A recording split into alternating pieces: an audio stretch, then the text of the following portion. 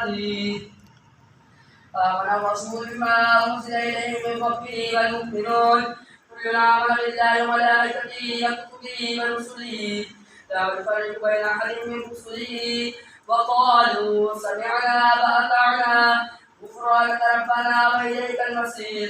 لا يكلف الله نفسا إلا وسعها لها ما كسبت وعليها ما اكتسبت ربنا لا تؤاخذنا إن نسينا واخطأنا ربنا ولا تحمل علينا إصرا كما حملته على الذين من قبلنا ربنا ولا تحملنا ما لا طاقة لنا به واعف عنا واغفر لنا وارحمنا أنت مولانا فانصرنا على القوم الكافرين.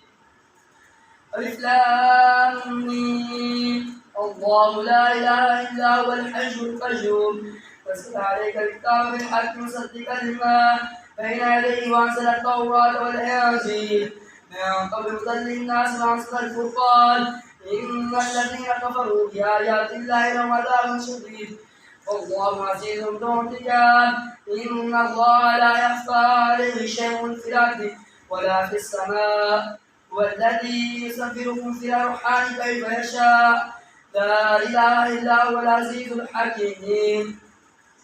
والذي أنزل إليك الكتاب منه آيات محكمات هن أم الكتاب وأخر متشابهات فأما الذين في قلوبهم زيغ فيتبعون ما تشابه من ابتغاء الفتنة وابتغاء تعويله وما يعلم تعويله إلا الله والراسخون في العلم يقولون آمنا به كل من عند ربنا وما يذكر إلا أولو الألباب. ربنا لا تزغ قلوبنا بعد إذ هديتنا وهب لنا من لدنك رحمة إنك أنت الوهاب. ربنا إنك جامع الناس ليوم لا ريب فيه إن الله لا يخلف الميعاد.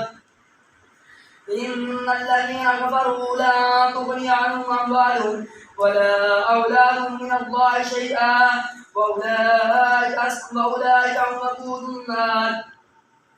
كدأب آل فرعون والذين من قبلهم كذبوا بآياتنا فأخذهم الله بذنوبهم والله شديد العقاب.